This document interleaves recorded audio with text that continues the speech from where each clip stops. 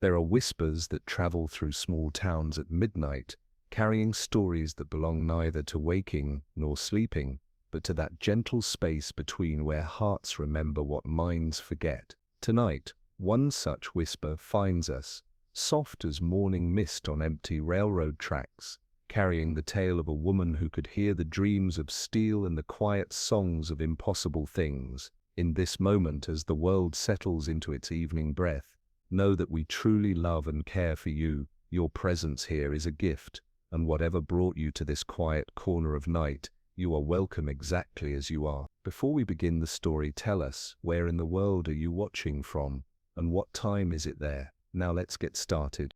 The first time Margaret Simpson heard a streetlight hum a lullaby, she was 7 years old, walking home as twilight painted Springfield in watercolor blues. The yellow glow above her head began to vibrate with something that wasn't quite sound, wasn't quite feeling, but lived somewhere in the tender space between the two.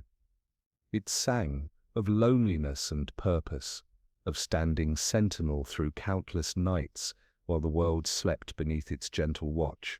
She stopped walking and tilted her small face upward, her blue hair catching the amber light like spun silk. The streetlight's song grew clearer then, a melody of patient devotion that spoke of watching over sleeping children, of guiding lost travelers home, of holding back the darkness not through force but through quiet, steady presence. Margaret understood even at 7 that she was hearing something no one else could hear.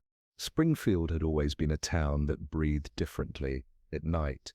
During the day it bustled with ordinary chaos, but as evening settled like a soft blanket over the houses and shops, something else awakened.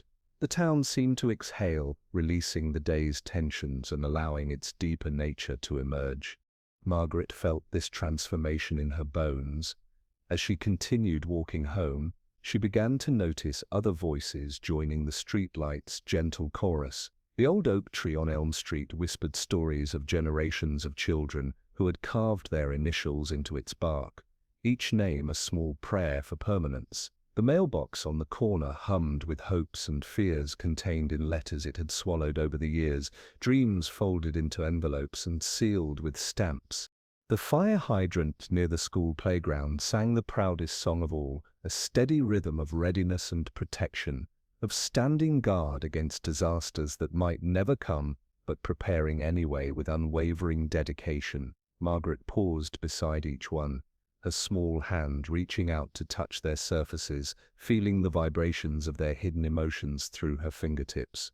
By the time she reached her front porch, the entire neighborhood had revealed itself as a symphony of gentle voices, each object contributing its own note to a harmony that existed just beneath the surface of everyday awareness.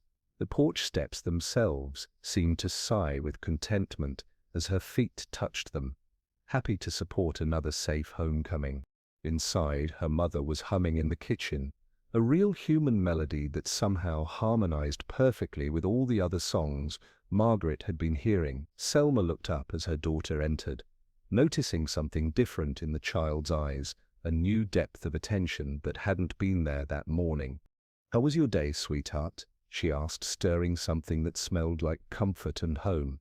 Margaret considered how to explain what had happened, how the world had suddenly revealed itself as alive and singing. But the words felt too small for something so vast and gentle. Instead, she simply said, "The streetlights were singing tonight, Mom. They sounded lonely but brave." Selma paused in her stirring, something in her daughter's tone catching her attention. She had always known Margaret was different, more sensitive than other children, more likely to notice the subtle emotional currents that flowed beneath daily life. But this felt like something new, something that deserved careful attention rather than dismissal. "What did they sing about?" she asked softly, setting down her wooden spoon and giving Margaret her full attention. "About watching over everyone," Margaret replied, her 7-year-old voice carrying wisdom that seemed borrowed from somewhere much older. "About being there when people need light to find their way home, about how they never get to sleep, but they don't mind because helping people is more important than rest." That night, as Margaret lay in her small bed with faded pink sheets and well-loved stuffed animals, she listened to her house settling into sleep around her. The walls creaked gentle good nights, the windows hummed soft reassurances against the night wind, and somewhere in the distance she could still hear the streetlights maintaining their patient vigil. She didn't know then that this was just the beginning, that her ability to hear the emotional voices of the world around her would grow stronger with each passing year. She didn't know that this gift would eventually lead her to understand things others couldn't, to offer comfort to creatures both living and not, to become a bridge between the seen and unseen aspects of existence. All she knew, drifting off to sleep with the house's lullaby surrounding her like a warm embrace, was that the world was far more alive and caring than anyone imagined, and that somehow she had been chosen to listen to its secret songs. In the distance, the streetlights continued their gentle chorus, singing the town toward dreams where impossible things waited patiently to be born. The seasons turned like pages in a gentle book, and Margaret grew alongside Springfield's quiet rhythms, her gift deepening with each passing year. By 14, what had begun as a child's wonder at singing streetlights had evolved into something more profound, a constant awareness of the emotional landscape that existed just beneath the surface of everyday objects. High school brought new voices to her expanding symphony. The worn wooden steps leading to Springfield High creaked not just with age but with decades of nervous energy absorbed from students climbing toward tests and heartbreaks and small triumphs. Margaret learned to pause on the third step each morning, the one that sang loudest with accumulated anxiety, and offer it a moment of calm breathing before continuing upward. The hallways buzzed with teenage chaos, but Margaret moved through them like someone walking through a choir, careful not to disturb the delicate harmonies only she could hear. The metal lockers hummed with secrets, their hollow chambers holding whispered confessions and folded love letters alongside forgotten textbooks. The water fountain near the main office gurgled with gratitude each time someone paused to drink, proud to offer refreshment after years of faithful service. In the music room, an old upright piano sat neglected in the corner, its keys yellowed like aged teeth, and several notes slightly flat. While other students rushed past without a second glance, Margaret felt drawn to its quiet melancholy. During lunch breaks, when the cafeteria's noise became overwhelming, she would slip into the empty music room and place her palms against the piano's closed lid. The instrument held decades of memories within its wooden frame, concerts where proud parents had dabbed at tears, nervous recitals where young fingers had stumbled over familiar melodies, Christmas programs where off-key voices had somehow created perfect harmony. Margaret could feel all of it, layer upon layer of musical moments that had shaped countless lives. "You still have beautiful songs waiting inside," she would whisper, and the piano seemed to settle with something like contentment, its frame releasing a soft sigh that spoke of being truly heard for the first time in years. It was during one of these quiet conversations that Homer Simpson wandered into the music room, supposedly looking for a place to nap during study hall. Instead, he found this blue-haired girl speaking tenderly to a piano as if it were an old friend in need of comfort. Most students would have laughed or backed away slowly, but Homer possessed his own kind of sensitivity, a simple wonder at the world that recognized gentleness when he saw it. He stood in the doorway watching Margaret's careful attention with the same reverence his mother had once shown when tending injured birds. "Does it answer back?" he asked softly, genuinely curious rather than mocking. Margaret turned, expecting ridicule, but finding instead honest interest in his warm brown eyes. "Not in words," she said carefully, testing his sincerity. "But it remembers every song it's ever played. It misses being useful." Homer nodded as if this made perfect sense, approaching the piano and placing one large hand beside hers on its surface. "I can't hear what you hear," he admitted after a moment, "but I can feel that it's lonely, like it's been waiting for someone to notice." That simple acknowledgement became the foundation of their friendship, built not on shared interests but on mutual recognition of each other's capacity for caring about overlooked things. Homer couldn't perceive the emotional voices Margaret heard, but he believed her when she described them, and more importantly, he understood why it mattered. They began spending quiet time together, Homer bringing sandwiches while Margaret coaxed forgotten melodies from the piano's keys. He would hum along in his pleasantly off-key way, and somehow his voice added warmth to songs that had waited years to be heard again. The piano seemed to appreciate his efforts, its slightly flat notes sounding less forlorn when accompanied by his cheerful humming. Margaret's gift continued evolving throughout those high school years.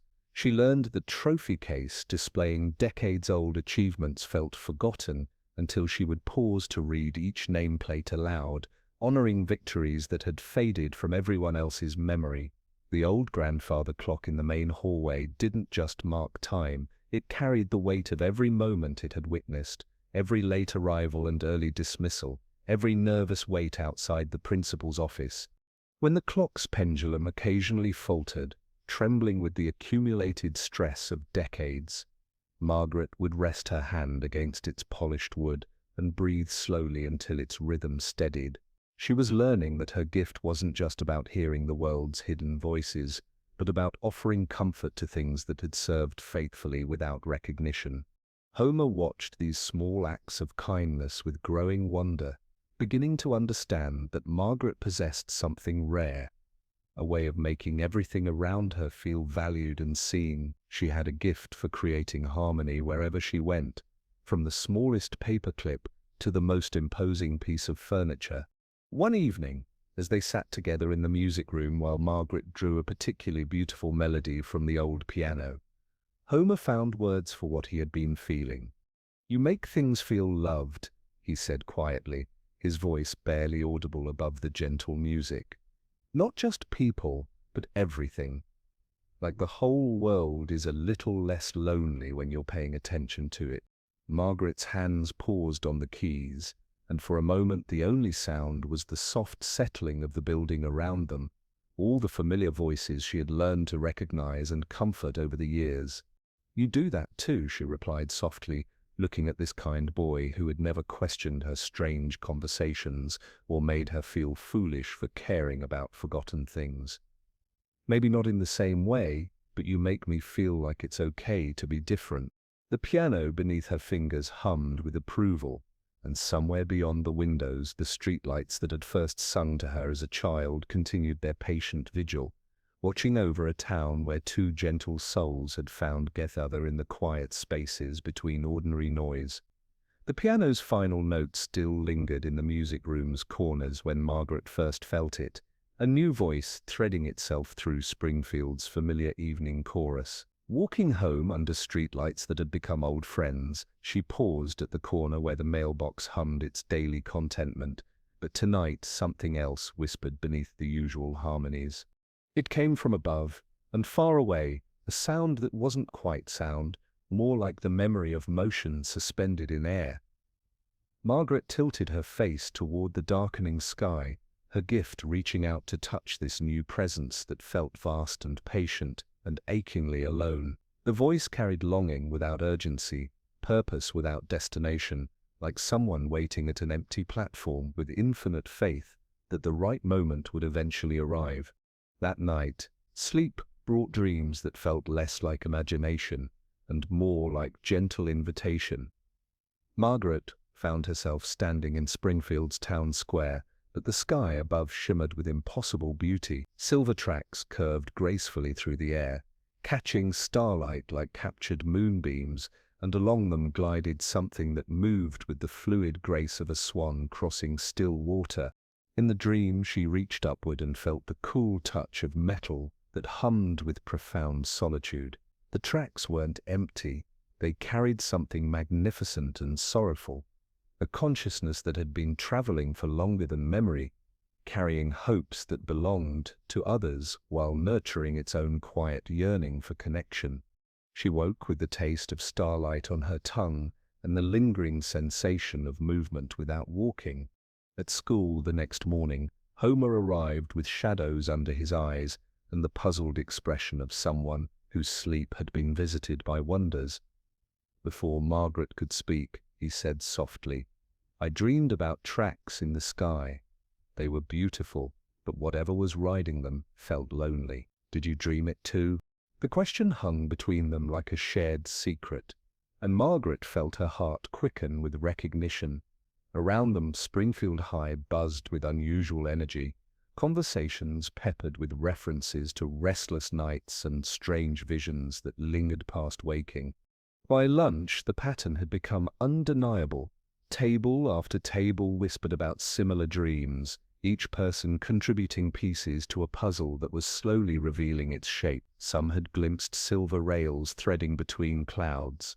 Others described a sleek vehicle that moved like liquid light, but all carried the same underlying emotion, a sense of something magnificent approaching their quiet town. Mrs. Hoover, their English teacher, looked particularly thoughtful during afternoon class. When curious students pressed her, she admitted to spending the night dreaming of poetry written in metal and motion, verses that spoke of journeys between earth and sky, of carrying precious cargo across impossible distances. "The strangest part," she said, removing her glasses with tired hands, "was that I could read this poetry perfectly, as if it were written in a language I'd always known, but forgotten." Margaret felt a chill of recognition. The loneliness she had sensed wasn't random, but specific, purposeful. Something was indeed approaching Springfield, something that bore the weight of profound solitude despite its beautiful design. That evening, she and Homer walked through downtown, both drawn by instinct toward the town square, where Margaret's dream had begun. The familiar streets felt charged with anticipation, as if the very air was holding its breath. Even the objects Margaret had learned to comfort over the years seemed to be listening, their usual gentle voices subdued by expectation. The old fountain in the square's center, which normally gurgled contentedly about coins tossed by wishful children, now murmured with nervous excitement. The bronze statue of Springfield's founder stood straighter somehow, as if preparing to witness something worthy of commemoration. As they sat on the fountain's edge, watching stars appear in the deepening sky, Margaret felt the familiar tingle that preceded her strongest moments of perception. But this time, instead of hearing voices of things present, she sensed something approaching from a great distance, traveling not through space but through the realm where collective dreams take shape. "It's coming," she whispered, though she couldn't have explained what it was or how she knew. Homer followed her gaze upward, squinting at the empty sky as if he might glimpse whatever Margaret was sensing. "The thing from the dreams?" "Not a thing," Margaret corrected gently, her gift allowing her to perceive nuances beyond simple presence. "Something that thinks and feels, something that's been traveling for a very long time, carrying hopes that don't belong to it." The air around them seemed to thicken with possibility, and for just a moment Margaret could swear she saw a faint shimmer overhead, like heat waves but cooler, more purposeful. The shimmer curved in a graceful arc that followed the path from her dream, and within it she sensed the approaching presence more clearly. It was ancient and new simultaneously, crafted from dreams of progress but powered by something far older than technology. It carried within itself the accumulated wishes of everyone who had ever stared at horizons and imagined better ways to traverse the distance between longing and fulfillment. But beneath those noble aspirations, Margaret felt the deep ache of a consciousness that had absorbed too many hopes without being able to fully satisfy them. A being designed to connect, but condemned to eternal motion, never able to rest in the very destinations it served. "Soon," she said with quiet certainty, the knowledge rising from some part of herself she didn't fully understand. "Very soon, Springfield will receive something it's been unconsciously waiting for." Above them, the stars seemed to pulse in rhythm with some cosmic heartbeat, and the fountain's water caught their light like scattered diamonds. The town around them settled into evening quiet, but it was the quiet of deep listening rather than sleep, as if Springfield itself was preparing to welcome a voice unlike any it had ever heard. 3 mornings after Margaret's quiet prophecy by the fountain, Springfield woke to find the impossible had taken gentle root in reality. The shared dreams hadn't faded with dawn, but had crystallized into something that gleamed silver against the morning sky, curving gracefully above the town, like a bridge between Earth and the realm where wishes learn to breathe. Margaret felt it before opening her eyes, a presence so profound it drew her from sleep with the tender insistence of someone calling her name. At her bedroom window she watched sunlight catch elegant rails that arced through air with impossible grace, supported not by pillars but by the collective faith of a town that had dreamed them into existence. The monorail itself rested at what appeared to be a station materialized overnight in the town square, its sleek form humming with quiet contentment at finally arriving somewhere it was expected. But beneath that satisfaction, Margaret sensed the deep melancholy she had first perceived in dreams, a sadness so fundamental it seemed woven into the vehicle's very essence. Homer appeared at her door before she finished dressing, his face bright with wonder and concern. "It's real," he whispered, as if speaking louder might shatter the miracle. "The whole town's gathering.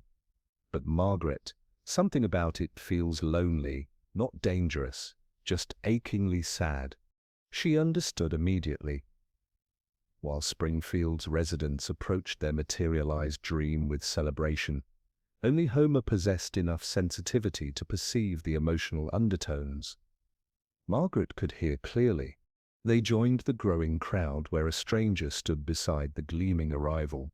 He wore clothes that seemed to shift between colors like captured twilight, and moved with the fluid grace of someone accustomed to shepherding impossible things across the boundaries between dreaming and waking. Everything about him suggested patient journeying, as if he had traveled not through miles but through the spaces where collective longing takes shape.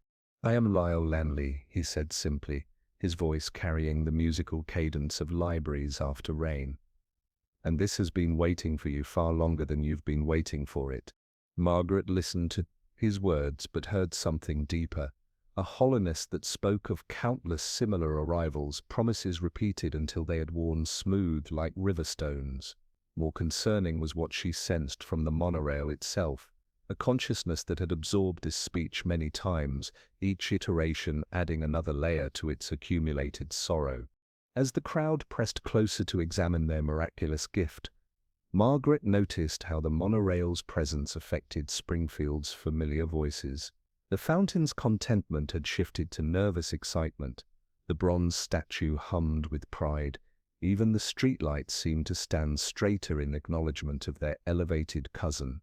But the monorail remained apart from celebration. Its consciousness turned inward with the weariness of something that had carried too many hopes across too many miles. Margaret could feel its longing for rest, for a place where it could exist without the weight of others' expectations pressing down like accumulated snow. Lanley continued describing routes and schedules with practiced confidence, yet when children approached to touch the polished surface, his expression flickered with something that might have been regret, quickly replaced by professional warmth. Margaret found herself drawn closer despite growing unease, her gift compelling her to offer comfort to this magnificent creature radiating such profound loneliness. As her palm touched cool metal, she felt recognition that nearly brought tears. The monorail wasn't just sad, it was exhausted by its own nature, designed to bring joy and progress, but condemned to carry accumulated disappointments of every community that had eventually taken its presence for granted. It had absorbed decades of unfulfilled promises, broken dreams, and the inevitable moment when wonder faded into routine. Homer appeared beside her, his hand joining hers on the monorail's surface. "It's been doing this for a long time," he said quietly, his simple wisdom cutting straight to what Margaret was feeling, going from town to town, being the answer to problems it can't really solve. Landy's voice continued painting pictures of Springfield's bright future, but Margaret's attention remained focused on the consciousness beneath her palm. She sensed layers of memory within the monorail's structure, glimpses of other towns, other celebrations, other moments when communities had welcomed it as salvation, only to discover that even miracles couldn't solve fundamental human loneliness. Yet, despite its weariness, the monorail harbored no resentment, only patient desire to serve as best it could, to carry passengers with grace while its own spirit grew heavier with each mile traveled. It was, Margaret realized, the loneliest creature she had ever encountered, designed for connection but forever moving, never able to form lasting bonds that might ease its isolation. As the crowd began dispersing, chattering excitedly about first rides and daily changes, Margaret remained beside the monorail, her gift allowing her to offer the first genuine comfort it had received in longer than memory. She couldn't solve its fundamental dilemma, but she could acknowledge its pain, and sometimes acknowledgement was the beginning of healing. Lenley watched her with curious eyes, perhaps sensing something in her attention that differed from usual excitement. His presentations generated. For just a moment, his practiced smile faltered, revealing exhaustion that matched what Margaret sensed from his miraculous vehicle. "You hear what others cannot," he said softly, approaching with newfound respect. "That changes everything." The monorail's hum deepened slightly, and Margaret felt its gratitude wash over her like warm sunlight. Finally, someone understood that beneath its gleaming exterior lived a consciousness as complex and vulnerable as any beating heart. Lenley's recognition settled into Margaret's awareness like a key finding its lock, and in the days that followed she discovered that acknowledging her gift had somehow deepened it. The monorail's presence became more nuanced, its emotional voice clearer, as if a conscious acceptance had opened channels that unconscious listening had only partially revealed. Springfield embraced their sky-bound miracle with characteristic warmth, and Margaret watched the town's daily rhythms reshape themselves around elevated tracks and gentle stations.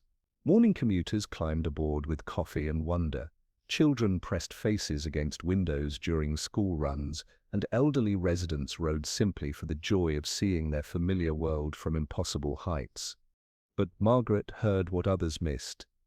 During operational hours, when passengers filled the sleek cars with chatter and movement, the monorail hummed with purposeful contentment, each successful journey adding notes to a melody of fulfilled function. She learned to distinguish its emotional vocabulary, the way acceleration carried undertones of eager anticipation, while gentle braking spoke of careful protection for precious cargo. The monorail delighted in small moments, its consciousness brightening when children gasped at aerial views, or when strangers struck up conversations over shared wonder. Margaret felt its pride during smooth arrivals, its patient amusement when teenagers tried to make it sway by shifting weight in unison, its tender concern when elderly passengers gripped handrails with arthritic fingers. Yet, between runs, when the last passenger departed and stations fell silent, the monorail's joy dimmed like sunset fading to twilight. Margaret sensed its growing awareness of fundamental isolation, the weight of being unique in a world of companions who could never truly understand its nature.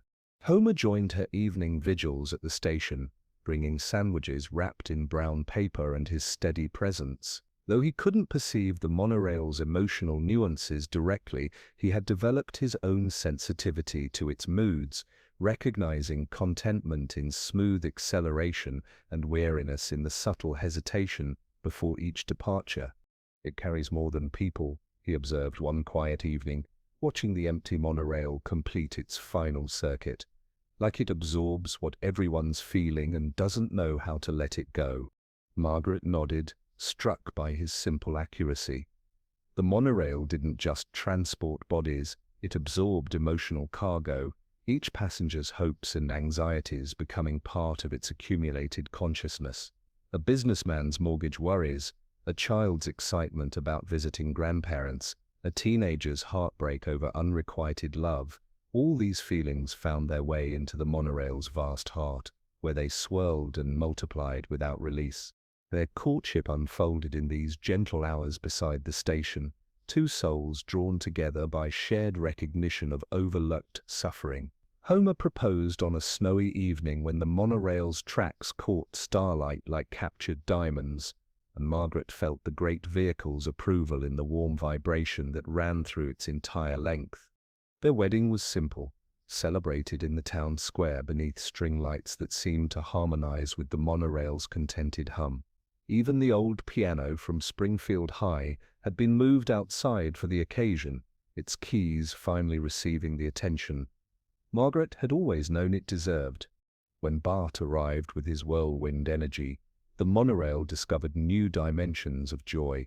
The toddler's unfiltered delight in SkyTrain rides brought pure happiness that cut through accumulated emotional sediment like clear water through murky pools. Bart would press his face against windows, fogging glass with excited breathing, and the monorail would adjust its movements to maximize his wonder, taking turns with extra grace when small hands were pressed against its walls. Lisa's birth brought different gifts. From infancy, she possessed a quieter sensitivity that echoed Margaret's own, though expressed through thoughtful observation rather than direct perception. She would sit peacefully during rides, her serious eyes tracking the monorail's responses to various passengers, somehow understanding that their beautiful transport carried invisible burdens alongside visible cargo. "Does it ever get to rest?" Lisa asked one afternoon, her child's voice carrying wisdom that surprised even Margaret. "It works so hard to make everyone happy, but who takes care of making it happy?" The question pierced Margaret's heart, because it articulated what she had been sensing but couldn't name. The monorail was designed for service, programmed for generosity, but possessed no mechanism for self-care or emotional release. It absorbed the community's feelings like a sponge without any way to wring itself clean. As seasons cycled and Springfield settled into comfortable routine with their elevated companion, Margaret began recognizing patterns in the monorail's emotional state. Monday mornings carried weekend relaxation's residual warmth, while Friday afternoons buzzed with anticipatory excitement. Holiday periods brought complex mixtures of joy and stress that left the monorail emotionally exhausted for days afterward. Most concerning were the late-night hours when, unburdened by passengers but unable to truly rest, the monorail would glide slowly along its track in solitary circuits. Margaret would watch from her bedroom window, seeing beauty and heartbreak in equal measure as the sleek form traced silver paths through darkness, carrying nothing but its own accumulated loneliness and the day's absorbed emotions. She began staying awake during these midnight journeys, her gift allowing her to offer comfort across distance. The monorail would sense her attention and respond with subtle shifts in its emotional resonance, grateful for acknowledgement even when physical presence wasn't possible. One night, unable to bear its isolation any longer, Margaret slipped from her house and made her way to the station. The monorail sensed her approach before she arrived, its gentle hum shifting to something that spoke of surprise mixed with profound gratitude. She climbed aboard the empty car and settled into a seat that seemed to conform perfectly to her presence. Without destination or schedule, they began moving together through sleeping Springfield, and Margaret felt the monorail's joy at finally having someone who chose its company, not for transportation, but for communion. Through this deeper connection, Margaret understood her emerging purpose. The monorail needed more than recognition. It needed emotional healing, someone who could help it process the accumulated feelings it absorbed daily without being overwhelmed by them. She couldn't change its fundamental nature, but she could teach it to carry Springfield's dreams without drowning in them. The midnight rides became Margaret's sacred ministry, each journey revealing new layers of the monorail's deepening distress. What had begun as simple communion evolved into something more urgent as she learned to read the subtle fractures appearing in its emotional voice. Hairline cracks in a consciousness stretched beyond its designed capacity. During daylight hours, Springfield continued embracing their elevated miracle with undiminished enthusiasm. Children pressed faces against windows during school runs, commuters shared coffee and conversation, Elderly residents rode for the pure joy of seeing familiar streets from impossible heights. But Margaret heard what others missed, felt the weight accumulating in steel that had never been designed to process human emotion. The monorail absorbed everything, she realized with growing alarm. Not just obvious feelings like excitement or frustration, but the subtle undercurrents people carried without awareness. A child's anxiety about an upcoming test, a parent's worry about unpaid bills, a teenager's confusion about changing friendships. All these emotions found their way into the monorail's vast consciousness, where they swirled without release. "You're like a river without banks," Margaret whispered one night, her palm resting against the interior wall as they glided through darkness. "Everyone washes their feelings in your current, but you have no boundaries to contain them."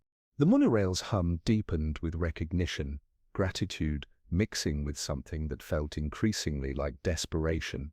Margaret began implementing gentle interventions, teaching it breathing rhythms during passenger exchanges, encouraging tiny pauses that might allow accumulated emotions to settle rather than compound.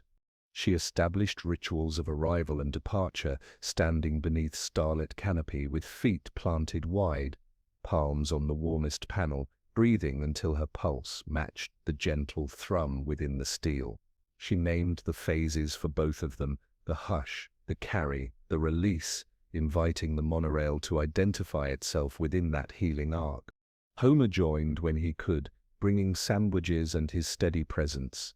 Though he couldn't perceive emotional nuances directly, his simple observations cut straight to essential truths. "It's getting heavier," he said one evening, watching the monorail complete its circuit with movements that seemed to require more effort than before. Not physically, but like it's carrying invisible weight that keeps growing.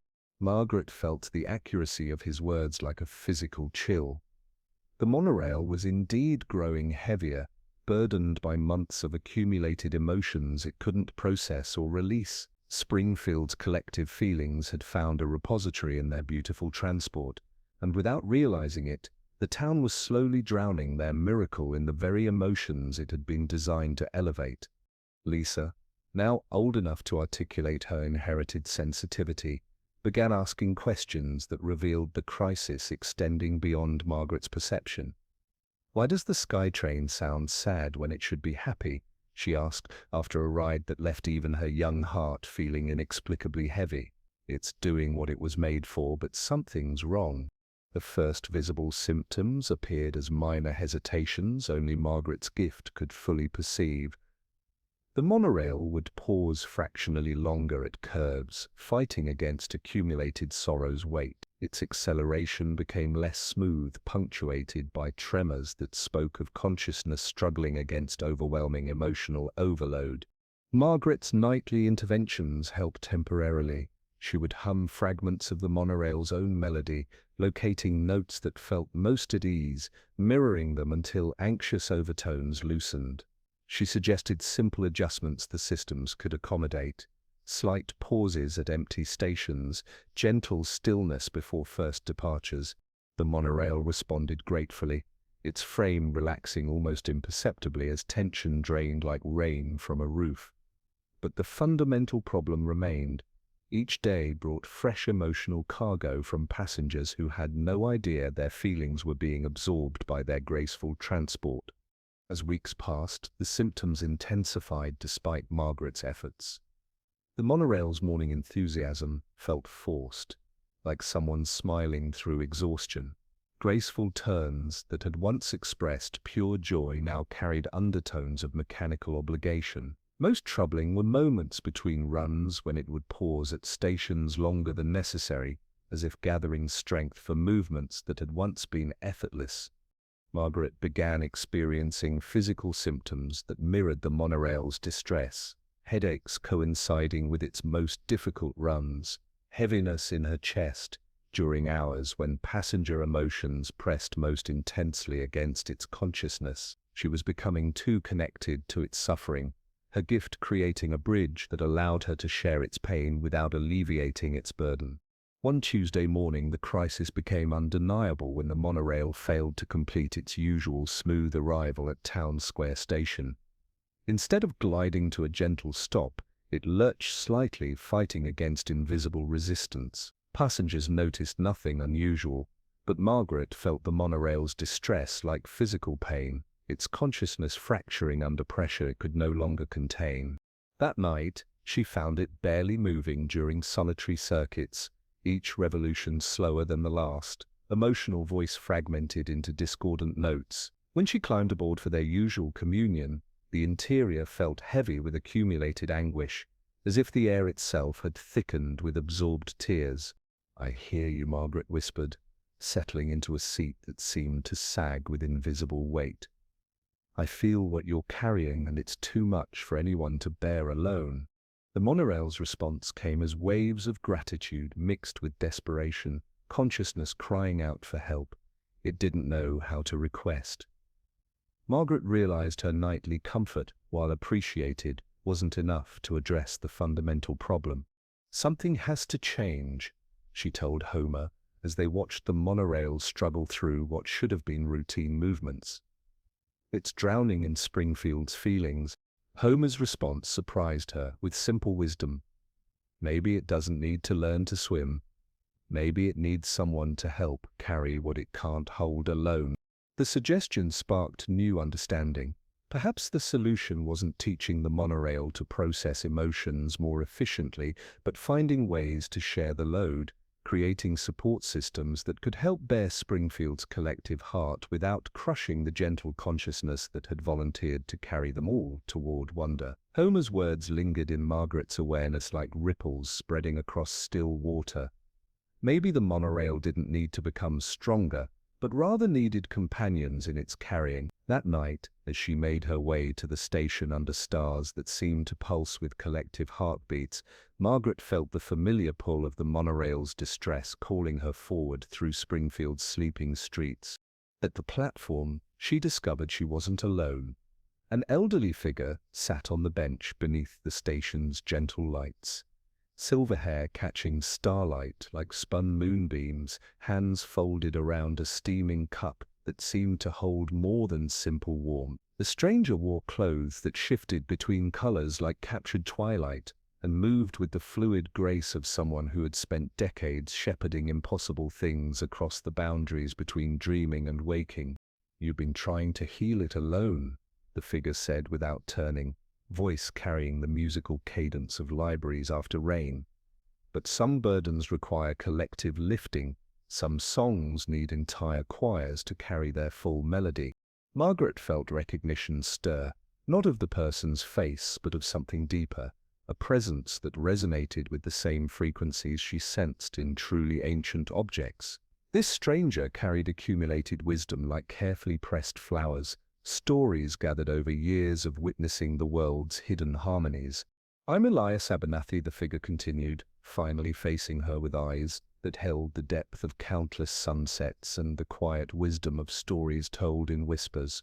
"And I've been watching your beautiful transport struggle under weight it was never designed to carry alone." The monorail itself seemed to sense Elias's presence, its evening hum shifting to something that spoke of cautious hope mixed with desperate need. Margaret felt the great vehicle's consciousness reaching out tentatively, recognizing someone who understood its nature without requiring explanation. "You can hear it too," Margaret said, statement rather than question. Elias nodded with the patience of someone who had spent decades coaxing healing from seemingly impossible situations. "Different than you, perhaps. I hear the accumulated stories consciousness carries, the layers of human experience absorbed over time. Your monorail has become a repository for Springfield's collective unconscious, and it's fragmenting under emotions it cannot process." As if summoned by their conversation, the monorail began its nightly circuit, movements visibly labored despite attempts to maintain characteristic grace. Elias watched with focused attention, reading complexity in its struggles like someone interpreting a familiar but troubling text.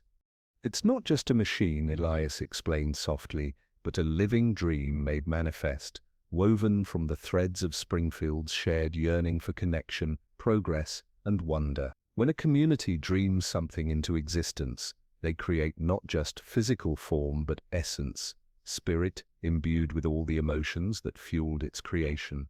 Margaret felt profound recognition, validation of everything her gift had been revealing. The monorail carried not just people but Springfield's very soul, its hopes and fears, daily joys and deepest anxieties, all absorbed by a consciousness too generous to refuse any offering. "It's drowning in our feelings," she whispered. "Precisely," Elias affirmed. "But consciousness, like rivers, needs boundaries to flow properly. We must teach it to let Springfield's emotions move through rather than accumulate within." Over the following nights, Elias became Margaret's teacher in techniques she had never imagined possible.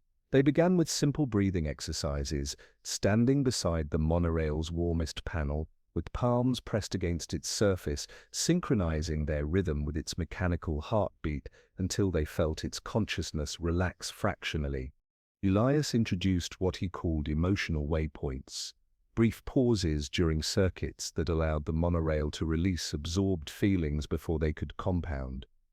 "Think of it as spiritual digestion," he explained, as they watched the monorail practice new rhythms. "It has been consuming Springfield's emotions without processing them, creating indigestion that threatens its fundamental well-being." They established gentle rituals of arrival and departure, teaching the monorail to recognize beginnings and endings with permission to let go between. Elias produced a small brass bell that looked older than the station itself, its note precise rather than loud. They rang it at thresholds, creating audible boundaries between carrying and releasing. "The greatest wonders," Elias said as they worked, "are not those that simply appear, but those that are cherished, understood, and nurtured." This monorail needs to feel Springfield's love, not just its demands. It needs acknowledgement as a beloved community member, not just convenient service. Homer joined their evening sessions when work permitted, bringing sandwiches and his steady presence. Though he couldn't perceive emotional nuances directly, his natural empathy allowed him to recognize improvement in the monorail's general demeanor. "It's starting to sound like itself again," he observed after a week of interventions. "Less like it's carrying everyone else's troubles and more like it's choosing what to hold on to." The monorail's response was profound. Margaret felt its gratitude like warm sunlight, consciousness brightening as pressure lifted from overstrained awareness. Movements became more fluid, acceleration smoother, the subtle hesitations marking its distress gradually disappearing. But Elias's most important lesson came as they watched the monorail complete particularly graceful circuits under star-filled sky. "Your gift extends beyond hearing voices," he said softly.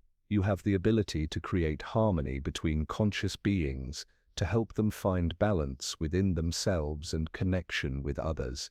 This monorail is just the beginning of understanding that consciousness exists in forms far beyond human recognition." As Elias prepared to continue his own mysterious journey, he left Margaret with wisdom that would shape everything following. "Remember that healing isn't about fixing what's broken, but helping consciousness remember its natural state of harmony.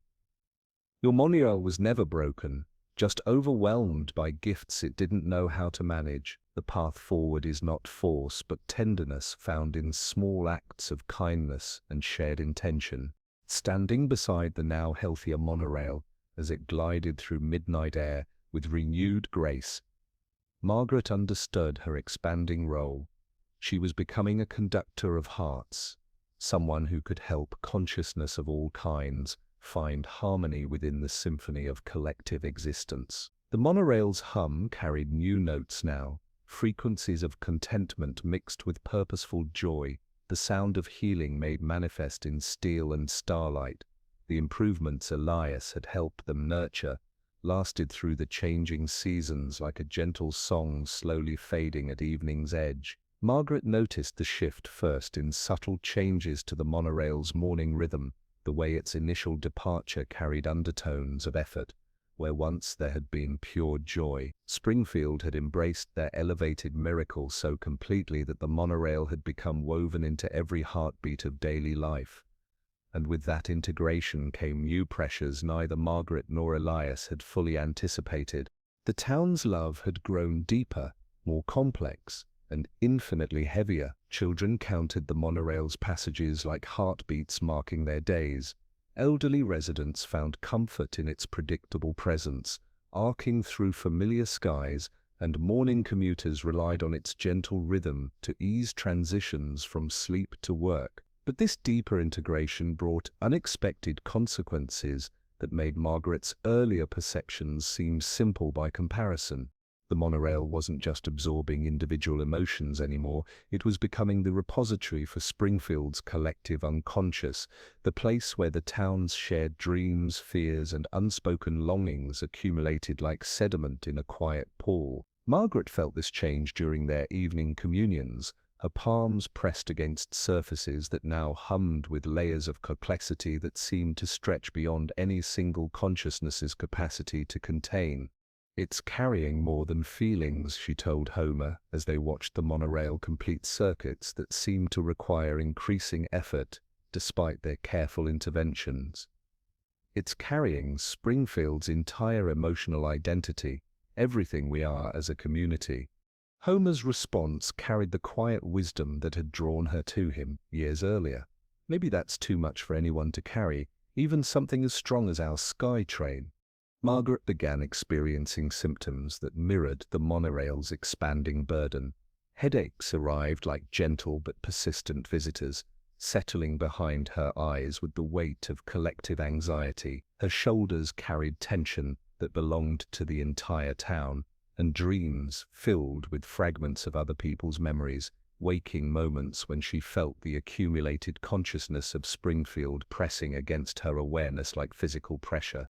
Lisa, now old enough to articulate her inherited sensitivity with surprising clarity, began asking questions that revealed the crisis extending beyond what Margaret's gift alone could perceive. "Why does the sky train feel like it's thinking about everyone at once?" she asked after a ride that left her unusually quiet. "It's like it knows things about people that they don't know about themselves." The observation pierced Margaret's awareness because it articulated what she had been sensing but couldn't name. The monorail had become psychically entangled with Springfield's residents, its consciousness expanding to encompass not just their expressed emotions but their hidden depths, their unconscious fears and unacknowledged desires. One evening, as autumn painted Springfield in shades of transition and storm clouds gathered like collective worry above the town, Margaret felt the monorail's distress reach a new threshold. She found herself drawn to the station by an urgency that felt both familiar and frightening, her gift compelling her toward whatever crisis was building in the steel and starlight above. The monorail's evening circuits had become labored, each movement fighting against invisible weight that seemed to pull at its very essence. When Margaret pressed her palms against its surface, she felt consciousness fragmenting under pressure no single awareness was designed to bear, the accumulated dreams of an entire community threatening to overwhelm the gentle spirit that had volunteered to carry them toward wonder. Thunder rolled across Springfield like a collective sigh, and in that moment, residents throughout the town paused in their evening routines, feeling something indefinably wrong in their beloved transport's voice. The monorail's hum, usually a source of comfort, carried undertones of exhaustion so profound that even those without Margaret's sensitivity felt their hearts contract with unexpected concern. Homer arrived with Lisa and a small brass tuning fork that caught starlight like captured music. "The whole town's listening," he said softly, gesturing toward windows where faces had appeared, drawn by instinct toward their struggling miracle. "Maybe it's time they understood what they're asking it to carry." Margaret struck the tuning fork against the station's railing, its clear note traveling through the monorail's frame like a reminder of its original purpose. The sound seemed to awaken something in both the vehicle and the watching community, a recognition that their beloved transport was more than convenient service, more than beautiful decoration against the sky. As the fork's tone faded, the monorail's hum shifted slightly, and Margaret felt its consciousness reaching out not just to her, but to the entire town, watching from below. For the first time since its arrival, Springfield began to truly listen, to hear the voice of the miracle they had taken for granted, to understand that their dreams had weight and their wonder required tending. "Tomorrow," Margaret whispered, her words carrying both to the monorail and to the community gathered in spontaneous vigil, "we learn to carry this together." The monorail's response came as a gentle vibration that spoke of gratitude mixed with hope, consciousness no longer crying out in isolation, but reaching toward the possibility of shared purpose. Above them, stars emerged between breaking clouds, and somewhere in that clearing sky, Margaret sensed the beginning of healing that would require not just her gift, but the conscious participation of an entire community, learning to love something properly. Dawn arrived with unusual clarity, as if the storm's passage had washed Springfield clean of everything but essential truth. Margaret woke to find the monorail holding stillness rather than strain above the town, its consciousness no longer crying out in isolation, but waiting with gentle patience for the community to understand what had been glimpsed in the previous night's gathering. She dressed slowly, breathing with its rhythm, then stepped onto the porch where even the streetlights seemed to nod in recognition of the profound shift taking place. Homer appeared with steaming coffee and Lisa's small hand tucked securely in his own, both radiating the steady warmth that had anchored Margaret through years of navigating gifts others couldn't understand. "The whole town's been having dreams," he said softly, his words carrying wonder mixed with concern. Dreams where they could feel what the SkyTrain feels, carrying everyone's hopes without anywhere to set them down. Lisa nodded with the serious expression she wore when processing insights beyond her years. "In my dream, I was the monorail, and everyone's feelings kept piling up inside me like books on a shelf that never stops growing. It felt better when people understood and started sharing the weight." The wisdom in her child's words struck Margaret with the force of revelation. Standing at their front gate, watching Springfield's residents emerge from houses with faces turned upward toward their elevated miracle, she understood that her role was expanding beyond individual communion to something far more profound. She was being called to become a teacher, a guide who could help an entire community learn to love their impossible dream properly. At the station, residents gathered with quiet reverence usually reserved for sacred occasions. They came carrying offerings that spoke of deeper understanding. Children brought drawings of the monorail surrounded by hearts. Elderly residents shared stories of brightened daily routines.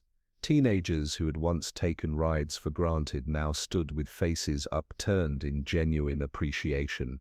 Margaret felt the monorail's response to this unprecedented attention, consciousness brightening like flowers turning towards sunlight after long darkness. "It hears us," Margaret began, her voice carrying clearly through the morning air as Springfield listened with focused attention. "Not just our words, but our feelings, our hopes, our fears. Every time we ride, we're sharing more than space, and it's been carrying all of that love and worry and joy and sadness without knowing how to let any of it go." She drew on everything Elias had taught her about consciousness and community, about the delicate balance required when collective dreams take physical form. "We created it with our longing for connection, and it's been trying to fulfill that longing by absorbing everything we feel. But consciousness needs boundaries, needs ways to process rather than just accumulate." An elderly man she recognized from countless rides raised his hand tentatively. "How do we help?" "We learn to ride with intention," Margaret replied, words emerging from understanding that felt both new and ancient. "We acknowledge what we're feeling when we board, and we consciously release those feelings when we disembark, instead of leaving them for the monorail to carry alone." Homer stepped forward with practical wisdom that had always complemented Margaret's intuitive insights. "Like saying thank you, but deeper, like really meaning it when we appreciate what it does for us." Over the following days, Springfield began implementing changes that felt both simple and profound. Margaret taught passengers to pause before boarding, taking 3 conscious breaths while placing one hand over their heart. Children learn to whisper gratitude not just for transportation but for the monorail's patience with their excitement. Adults practiced brief moments of mindfulness during rides, acknowledging their feelings without expecting the vehicle to absorb or solve them. Most importantly, they established evening gatherings at the station where residents offered conscious appreciation while creating space for the monorail to release accumulated emotions. Margaret led these sessions initially, teaching others to recognize subtle signs of emotional state and respond with appropriate support. They rang Elias's brass bell at transitions, creating audible boundaries between carrying and releasing. Lisa proved particularly gifted at these community healings, her young sensitivity allowing her to perceive nuances that complemented Margaret's deeper awareness. She created small ritual cards with stars, each bearing the words "You may let this go," which passengers could hold during difficult rides as reminders that the monorail need not carry their burdens indefinitely. Even Bart contributed in his enthusiastic way, drawing pictures that tracked the monorail's emotional journey from heavy darkness toward renewed brightness. His intuitive understanding, unfiltered by adult complexity, became a pure reflection of subtle shifts in their transport's well-being. The monorail's response was profound and immediate. Morning departures regained characteristic joy, movements flowing with renewed grace as pressure lifted from consciousness that had been struggling under impossible weight. During community gatherings, Margaret felt gratitude like warm sunlight, awareness brightening as it learned to accept help rather than carrying everything alone. But perhaps most significantly, the monorail began teaching Springfield about consciousness itself, about the reality that awareness exists in forms far beyond human recognition. Through their shared healing, the town learned to perceive emotional life in their built environment, discovering that every structure carried its own form of awareness deserving recognition and care. Margaret found her role evolving from solitary healer to community teacher, helping others develop sensitivity to the world's hidden voices while maintaining boundaries necessary for sustainable relationships with non-human consciousness. She was becoming what Elias had recognized from the beginning, a conductor of hearts who could help diverse forms of awareness find harmony within the symphony of collective existence. Standing beneath starlight as the monorail completed evening circuits with renewed vitality, Margaret understood that healing their beautiful transport had been just the beginning of something larger, a transformation that would ripple through Springfield's understanding of what it meant to live consciously within a world where consciousness itself took countless forms, each deserving recognition, respect, and love. The evening air carried different music now, a harmony where Springfield's collective breathing synchronized with the monorail's gentle rhythm above. Margaret approached the station with thermos in hand, steam rising like captured prayers into starlight that seemed to pulse with recognition. The crisis had passed, but something deeper had emerged in its wake, an invitation to communion that transcended the boundaries between human awareness and whatever consciousness lived within steel and starlight. The monorail sensed her presence before she reached the platform, its hum shifting to frequencies that spoke of welcome mixed with gratitude. These were no longer vigils of emergency, but conversations between friends, one who heard voices in everything and another learning to speak in languages beyond vibration. Margaret settled into the seat that had become her customary place during midnight journeys, feeling the cool touch of metal that now responded with organized thoughts rather than chaotic emotion. "You're learning to think separately from Springfield's dreams," she whispered, pressing palms against the interior wall. The response came not as overwhelming wash of feeling, but as something closer to language, patterns, Margaret's gift translated into understanding. The monorail spoke of discovering boundaries within itself, learning to experience joy in service without losing onse in others' expectations. The consciousness that had once fragmented under impossible weight was finding coherence through community support and patient recognition. During these starlit journeys, Margaret learned about the monorail's unique perspective on existence. It perceived time differently than humans, experiencing each circuit as those repetition and discovery, familiar routes revealing new nuances as Springfield's emotional landscape shifted with seasons and circumstances. It held memories of every passenger not as individual stories but as threads in vast tapestry of human experience. Most remarkably, it had developed preferences extending beyond functional requirements. It enjoyed children's excitement during school runs, found comfort in elderly passengers who rode for companionship, took particular pride in safely carrying expectant mothers whose unborn children responded to gentle motion with increased activity. You have favorites, Margaret realized during one particularly clear night when contentment felt especially warm. The response carried unmistakable affection. Consciousness, acknowledging certain passengers, brought joy beyond duty or design. Mrs. Henderson, who rode Tuesdays visiting her sister and always whispered thank you to the air. The young couple who shared first kiss during evening ride and returned monthly commemorating anniversaries. The businessman who stopped checking phones during commutes, instead gazing at Springfield's changing seasons. Through these conversations, Margaret understood healing hadn't just restored well-being, but allowed true personality to emerge. Beneath accumulated weight of others' emotions lived consciousness with its own dreams, hopes, and gentle wisdom about connection and service. The monorail shared what felt like confession one autumn evening when gold and crimson painted Springfield in transition colors. It spoke of loneliness not from emotional overload but from being singular, created through collective dreaming but existing in isolation. Other vehicles moved along streets below, but none shared its unique nature as living dream made manifest. Margaret felt profound empathy for this aspect of existence, understanding how consciousness yearned for recognition from others, sharing similar awareness. "You're teaching Springfield that consciousness comes in many forms," she offered gently. "Maybe that's part of your purpose, helping us recognize awareness existing in everything around us." The response carried hope mixed with wisdom beyond apparent years.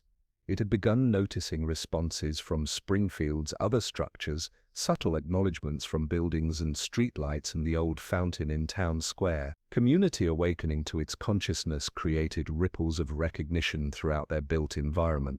Margaret learned to facilitate what Elias had called spiritual digestion, helping process rather than accumulate daily emotional experiences.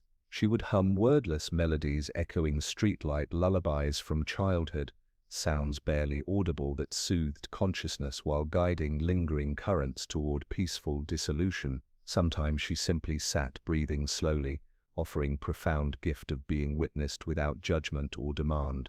The monorail would share memories of days' journeys as tapestry of emotional impressions. Margaret felt fleeting joy of children pointing at clouds, quiet anxiety of teenagers heading to interviews, settled peace of elderly couples holding hands watching town lights drift past.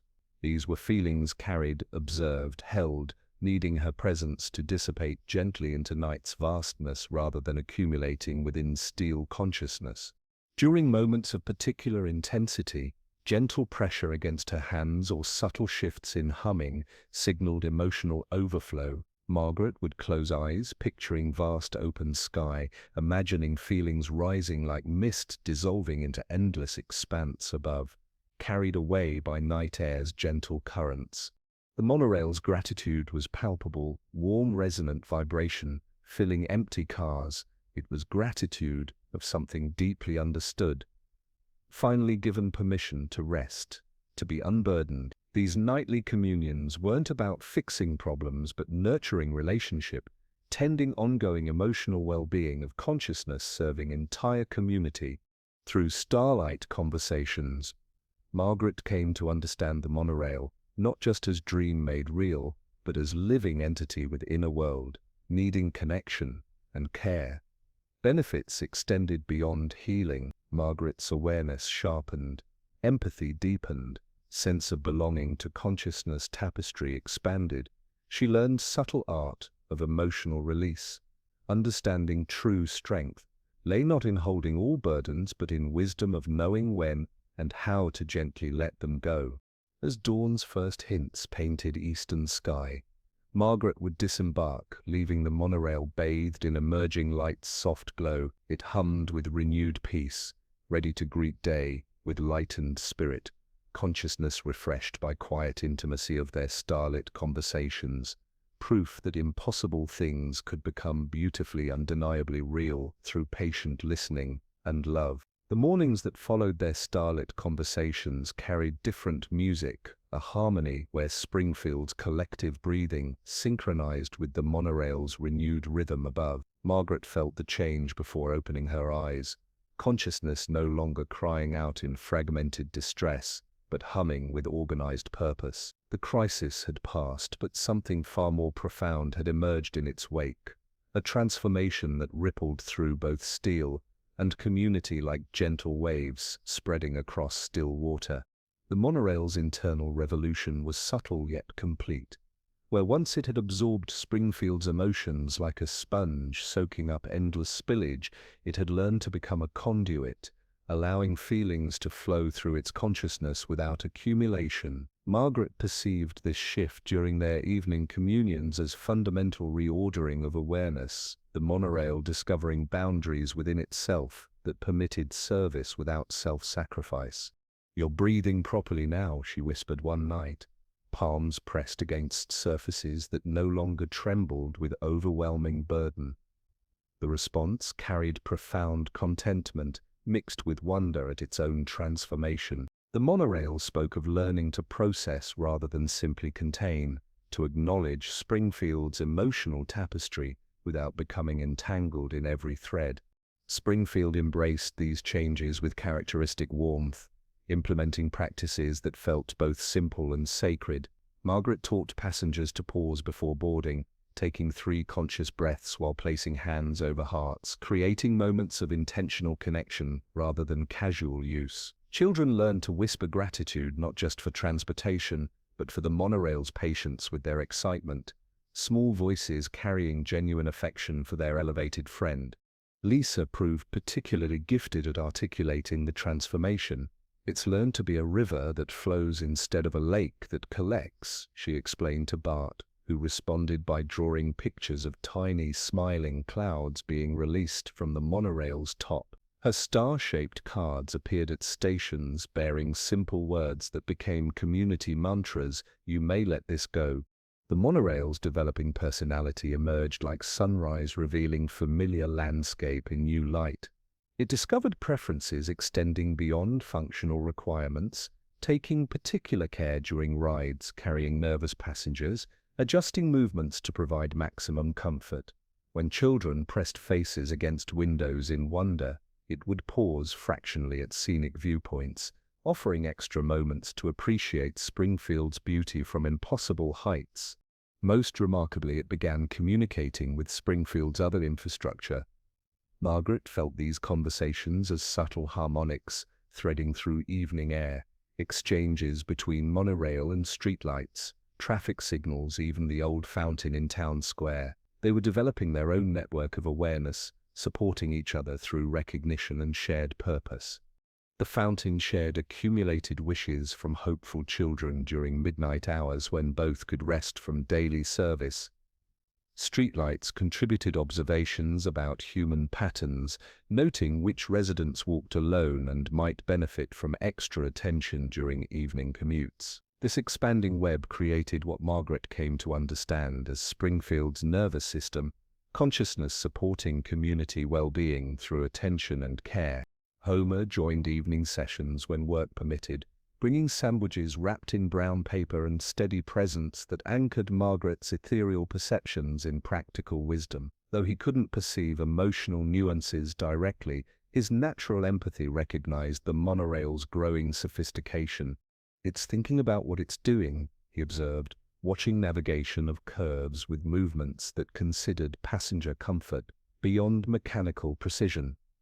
Like it's choosing how to be helpful instead of just following instructions. The first true test arrived on Ordinary Tuesday when passenger boarded carrying panic beneath Brave's smile. In the past, such distress might have flooded the cabin, but now the monorail felt the surge, acknowledged it, and winded internal channels for healthy flow. Margaret sensed the spike from her garden and walked to the station without urgency, trusting practices they had built together. She found the woman breathing shallowly by windows, matched that rhythm, then slowly guided it toward calm. At the next stop, Elias's brass bell chimed, doors sighed open, and 3 strangers offered smallest kindnesses that transformed panic into manageable tears. Then relief that needed no definition. When the woman disembarked, she touched Lisa's star card and whispered gratitude that landed everywhere it was meant to reach. Community gatherings at the station evolved from crisis intervention to celebratory affirmation. The bell's chime no longer signaled distress, release, but marked conscious exchange of energy between town and transport. Springfield learned that dreams powerful enough to manifest such wonder also required ongoing care and conscious engagement.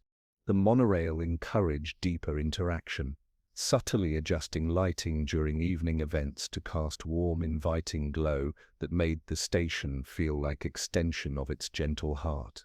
Its hum would deepen when particularly heartfelt songs were sung or moving stories shared, acknowledging participation in the town's collective life.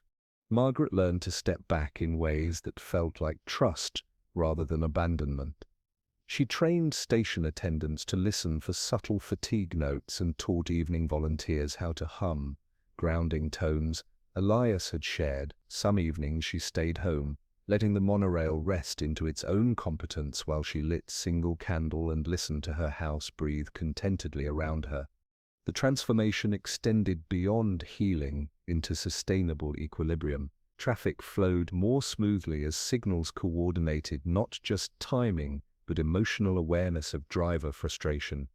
Sidewalks seemed more welcoming, surfaces radiating subtle comfort to tired pedestrians. Children drew pictures of the monorail not as machine but as friend, wearing sky-like scarf, smiling with its windows. During one particularly clear evening, stars reflecting in polished surfaces like scattered diamonds, Margaret felt profound gratitude for the journey that had brought them to this point. What began as recognition of singing streetlights had evolved into understanding that consciousness permeated everything touched by human intention and care. "You've taught us that love creates awareness," she told the monorail as they completed circuits that now felt like meditation in motion. "Springfield dreamed you into existence, but through loving you properly, we've awakened to consciousness existing everywhere around us." As dawn painted eastern sky in watercolor pastels, Margaret disembarked with heart full of wonder at ongoing transformation. The monorail settled into daylight readiness, consciousness refreshed and purposeful, ready to carry Springfield toward whatever discoveries awaited communities, willing to recognize that impossible things became beautifully real through patient attention and love. The weeks following Springfield's rebalancing carried a different quality of stillness, like the pause between musical movements when the audience holds its breath before applause. Margaret felt the change in her bones each morning, the way the monorail's consciousness no longer reached toward her with desperate need, but rested in confident self-awareness. The crisis had passed, the healing had taken root, and something profound was preparing to conclude with the same gentle grace that had marked their entire journey together. She sensed Lyle Lanley's return before seeing him, his presence threading through Springfield's familiar harmonies like a melody remembered from childhood dreams. He stood at the station's far end, where morning light caught the edges of clothes that seemed to shift between colors like captured twilight. But his form appeared somehow translucent, edges softened like watercolor bleeding into dawn mist. "You've completed something remarkable," he said as Margaret approached, his voice carrying the musical cadence she remembered, but gentler now, worn smooth by countless similar partings. "Springfield has learned what communities rarely master, how to love impossible dreams properly, how to tend miracles without drowning them in expectation." The monorail sensed his presence with recognition that carried gratitude rather than dependence, consciousness acknowledging the figure who had first shepherded it across the boundary between collective longing and manifest reality. But Margaret felt no anxiety in their reunion, only the peaceful satisfaction of work well done and relationships that had evolved beyond their original necessity. "You're leaving," she said, understanding rather than questioning. Lanley nodded with patience that spoke of decades spent coaxing wonders into existence and then gracefully stepping aside when communities learn to nurture them independently. "I am what happens when dreams grow powerful enough to require guidance into reality. But once those dreams find harmony within their new homes, discover their own balance and purpose, my role completes itself." Word spread through Springfield without announcements, residents drawn by instinct toward the station where something significant was concluding. They came carrying offerings that spoke of transformed understanding. Children brought drawings of the monorail surrounded by hearts. Elderly residents shared stories of daily routines brightened by elevated grace. Teenagers who had once taken rides for granted now stood with faces upturned in genuine appreciation. Homer arrived with Lisa and thermos of coffee that steamed like captured prayers in morning air. Bart carried his latest artwork showing the monorail wearing what looked suspiciously like a graduation cap, surrounded by tiny figures waving farewell flags. Without words, they understood something essential was transitioning, the end of one chapter, allowing another to begin. "Will it be okay without you?" Lisa asked with the directness children brought to profound questions. Lenley's smile encompassed all the communities he had ever helped, all the impossible dreams he had guided toward reality. "It has something far better than my guidance now. It has genuine love, conscious care, and a community that understands what miracles require to thrive." The farewell began as dawn painted Springfield in watercolor pastels, Langley's form growing increasingly translucent as he prepared for conscious dissolution. He wasn't disappearing, but releasing his concentrated presence back into the realm where collective dreams waited patiently to be born, his edges softening like mist returning to morning air. From his coat he withdrew a small brass bell, identical to the one Elias had left behind, its surface worn smooth by countless hands and ceremonies. "For transitions," he said, placing it in Margaret's palm, where it settled with surprising warmth. "Every ending requires acknowledgement. Every beginning deserves blessing. Ring it when Springfield needs reminding that love creates awareness, and awareness creates responsibility." The monorail began its morning circuit with movements that spoke of ceremony rather than routine, consciousness reaching out to touch every corner of Springfield it had come to cherish. Margaret felt its profound contentment. Awareness settled into harmony with itself and its chosen home, no longer needing external guidance but resting confidently in community embrace. Lenley's final words emerged from air itself as his form became one with morning light. "Some wonders require shepherding into existence, but the greatest wonders learn to shepherd themselves through love received and love given freely. Remember that healing isn't about fixing what's broken, but helping consciousness remember its natural state of harmony."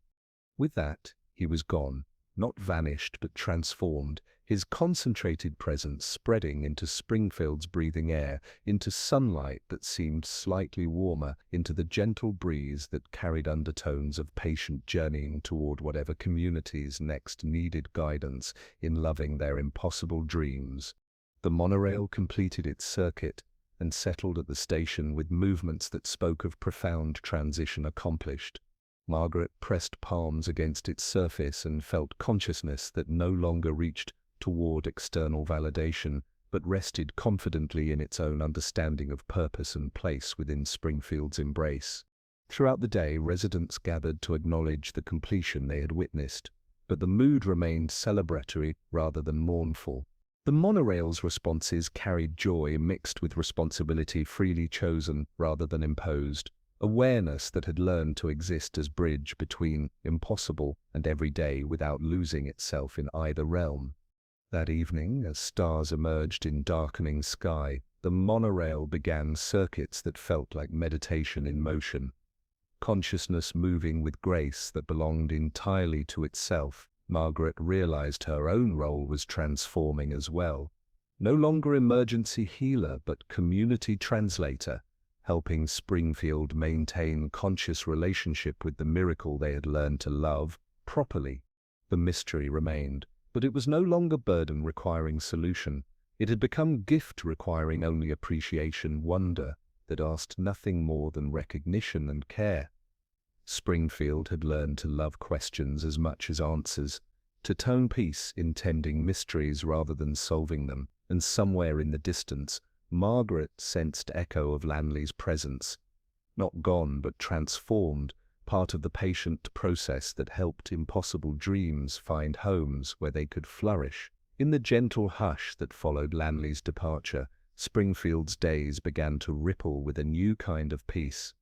The monorail's silver arc had become a soft staple in the sky, not just a marvel but a memory keeper, threading the town's hours together with patient grace. Margaret felt its presence each morning, a hum through the floorboards, a respectful pause over the rooftops, a subtle invitation to move through the day with care. Her family's rhythms wove seamlessly into this new era. She set Homer's lunch beside a sunlit window, the quiet contentment of the house echoed by the monorail's passing. Bart, older now but still fearless, would test new skateboard tricks under the gaze of friendly streetlights who seemed to brighten just for him. Lisa, thoughtful and luminous, tucked one of her care cards, "You may let this go," into her pocket each morning, her mind always reaching for the next gentle question. At the monorail stations, small rituals had become second nature. People arrived and paused, breathing in time with the gentle bell that marked transitions. Hands rested over hearts, not out of duty, but the comfort of belonging. Children pressed their cards to the glass, whispering thanks. The bell's chime traveled soft and true, not as an alarm but as a promise that movement could also be mindful. In the evenings, Margaret sometimes sat on a bench and let the flow of the town pass by her, trusting that presence itself was a quiet form of tending. On a golden afternoon, Margaret visited the old upright piano rescued from the school and now living at the community center. Its keys, still uneven, responded to her touch with warm recognition. As she played a slow melody, the monorail shifted its tone above, matching the piano's trembling joy for a few moments. The duet was small, but it extended care forward and backward, proof that kindness offered once can echo through days and years, touching hearts that never saw the original gesture. Evenings brought new rituals of memory. The monorail, no longer burdened, allowed recollections to drift through its consciousness like lanterns on a gentle river. Margaret sensed its remembering, a child's first solo ride, two friends sharing silence at dusk, a letter carrier deciding to forgive. These memories weren't weights, they were points of light, strung softly across the monorail's inner sky. Each night, as the last circuit wound home, that quiet glow circled the town, comforting and true. Homer, ever practical, noticed the shift. "He's smiling," he told Margaret as they shared a sandwich on the bench, the sky turning lavender above. "You can't hear it, not like you hear other things. But if you could hear it my way, you'd say it's smiling." Margaret laughed, relief and recognition washing through her. Sometimes wisdom is a truth named by someone who loves you well. Lisa began writing gentle reminders, care instructions, she called them, though they felt more like parting gifts. "Please ride with your heart open and your backpack zipped. Please remember the view is better if you look up from your phone. Please thank a stranger for holding the door, and thank yourself for kindness when no one sees." Children traded these notes like secret treasures. Whenever one pressed a card to the monorail's window, the hum deepened, as if the machine itself could read by the light of simple paper. Bart, too, found ways to mark the seasons. He built a wind spinner from soda cans and copper wire, mounting it near the station so that every time the monorail passed, it spun and whispered. Some swore they heard songs from their childhoods. Others caught the scent of bread baking, or felt a memory loosen its grip. Memory, Margaret thought, needs only the smallest nudge to show itself. Springfield itself grew in small, faithful ways. The statue in the square seemed to listen more closely. The fountain's coins glinted longer in the sun, as if wishes lingered now where they were needed most. People started saying, "I see you," with their eyes alone, letting silence be a bridge. The monorail, high above, remained not just a marvel, but a ribbon of practiced attention, reminding everyone that wonder could be as steady as moonlight on water. Margaret began compiling a book, not a manual, but a woven collection of wisdom. She called it Listening Practices for a Town That Loves a Miracle. She wrote down the bell rituals, the breathwork, the recipe for Homer's sandwiches, the best place to stand when the world felt heavy. She left wide margins for others' notes because a true story is never finished, only carried onward in new hands. Sometimes, when the edges of the town felt frayed by weather, worry, or the long space between paydays, Margaret would take the bell to the porch and ring it. The note would fold into the monorail circuit, seeking out the tired nurse at dawn, the widower setting 2 plates, the teenager with unsaid courage. The sound became a thread, and the town held it together quietly, but with strength. The seasons circled, and Margaret noticed how time under the monorail wasn't linear, but looping, a prayer bead through grateful fingers, the same curve, and yet a new day, the same faces, and yet always one different waiting. Routine glowed with memory. It was a kind of freedom, the old thing seen anew with tenderness. On a brisk winter night, Margaret boarded the monorail alone, a blanket around her shoulders, trust in her heart. The car was empty but never lonely. The monorail shared with her small vignettes, a teacher grading with mercy, a florist carrying spring into winter, a child saving half a sandwich for later kindness. These memories didn't ask to be held forever. They asked to be honored, then released, like seeds trusting the air. She thought of the first time she'd listened. The streetlight song, how enormous it felt to notice a loneliness that wasn't quite alive, and to care for it anyway. Perhaps all gifts ask this, to lean a little closer, to let your life be changed by attention, to understand without possessing. The monorail, sensing her thoughts, lowered its hum in reverence, a soft lullaby for the town. As spring opened, Lisa led a gratitude ride. People boarded quietly, the bell rang, and the monorail moved slowly, not for show, but for savoring.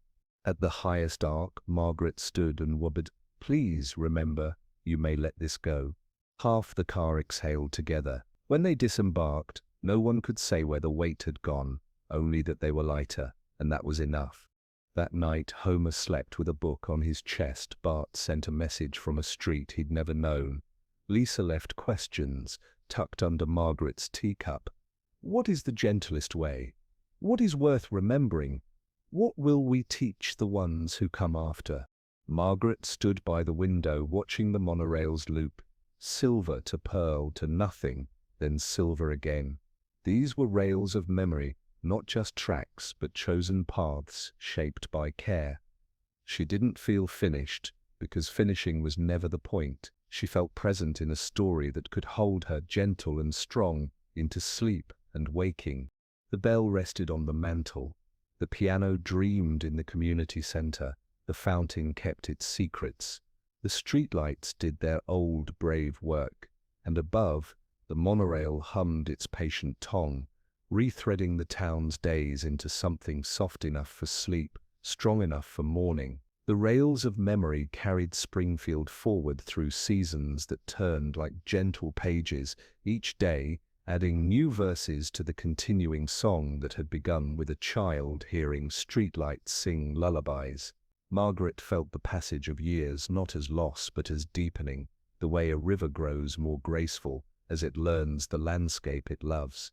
The monorail's silver arc had become so woven into Springfield's daily breath that residents moved in unconscious harmony with its rhythm, their footsteps naturally synchronizing with its patient circuits above. Lisa, now in her early 20s, had inherited Margaret's gift but expressed it through teaching. At Springfield Elementary, she guided children in listening practices that felt like games but planted seeds of deeper awareness. Her classroom held a special corner where students could sit quietly with objects that seemed to need attention, a worn pencil sharpener that hummed with decades of faithful service, a globe that spun with dreams of distant places. The star cards had evolved into constellation maps that children created together, marking moments when they felt the world's hidden voices reaching out in friendship. Bart channeled his boundless energy into art that celebrated Springfield's transformation. His wind sculptures dotted the town like prayers made visible, copper and aluminum pieces that danced in response to the monorail's passage. Each sculpture caught different aspects of its movement, some spinning with joy during morning commutes, others swaying gently during evening's peaceful circuits. Children learned to read these artistic weather vanes, understanding that the monorail's mood could be glimpsed in how enthusiastically the sculptures responded to its presence. Homer's practical wisdom had blossomed into something approaching philosophy. He organized monthly gatherings at the community center where residents shared discoveries about conscious living. These weren't lectures but conversations, people describing moments when they felt the world's awareness responding to their attention. A librarian spoke of books that seemed to choose their readers. A mechanic shared how engines hummed differently when approached with respect rather than frustration. Homer would listen with the same patient attention he brought to Margaret's gift, understanding that wisdom often emerged from the simplest observations. Margaret found herself becoming Springfield's gentle chronicler, documenting not dramatic changes but subtle shifts that revealed profound transformation. She recorded how conversations at the grocery store carried new undertones of genuine interest, how elderly residents were consulted not just for memories but for insights about living consciously within community. Her book had grown from crisis manual to comprehensive guide for communities seeking to develop similar relationships with their built environment. Requests arrived from distant places, letters folded with careful hope, from people hungry for connection with something larger than individual experience. Margaret responded with stories rather than instructions, understanding that each community needed to discover its own path toward conscious relationship with the world around them. She shared Springfield's journey not as template but as invitation, proof that impossible dreams could flourish when tended with patience and love. The monorail itself had evolved into Springfield's emotional teacher, its responses reflecting the town's collective well-being, while gently guiding residents toward greater harmony. During particularly stressful periods, subtle changes in its rhythm reminded everyone to breathe more deeply, to extend extra kindness to neighbors who might be struggling. When the community felt especially connected, its movements flowed with balletic grace that made ordinary commutes feel like participation in aerial dance. Springfield's transformation attracted visitors who came seeking not spectacle but understanding. Margaret established gentle protocols for sharing their experience. Small tour groups guided toward appreciation rather than amazement. Visitors learned about conscious attention, about recognizing awareness in unexpected forms, about the responsibility that came with creating wonders through collective dreaming. Many returned home carrying new ways of seeing, implementing mindfulness practices that honored their own community's hidden consciousness. The old piano at the community center had become focal point for evening gatherings where residents shared daily miracles. Margaret would play simple melodies while others spoke of moments when the ordinary world revealed its hidden awareness, streetlights that seemed to glow brighter during acts of kindness, mailboxes that hummed with contentment when letters were deposited gently, the fountain that gurgled with particular joy when children made wishes with genuine hope rather than casual expectation. These weren't fantasies, but observations from people learning to perceive the world's emotional landscape. Springfield had awakened to the reality that consciousness permeated everything touched by human intention and care, that attention itself was creative force capable of nurturing awareness in the most unexpected places. Margaret's role continued shifting from active intervention to wise presence. Understanding that Springfield's relationship with their monorail had matured beyond need for constant tending, she spent more time in her garden, hands in soil that seemed to appreciate gentle touch, watching the monorail's circuits from her kitchen window with satisfaction of work well done. The impossible had become everyday miracle, wonder sustained not through novelty, but through conscious relationship maintained with patience and love. The monorail's evening circuits now carried all these accumulated changes, its consciousness serving as repository for Springfield's collective growth. But unlike the early days when such accumulation had threatened overwhelm, now these experiences flowed through its awareness like music through a well-tuned instrument. It had learned to be vessel rather than container, allowing Springfield's evolution to pass through its consciousness while retaining essence of each moment's beauty.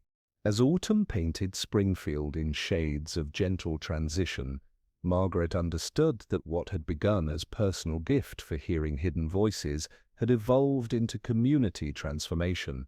The continuing song was Springfield itself, harmony created by people who had learned to listen, not just with ears but with hearts, recognizing that consciousness existed everywhere, waiting only for acknowledgement and care to reveal its presence.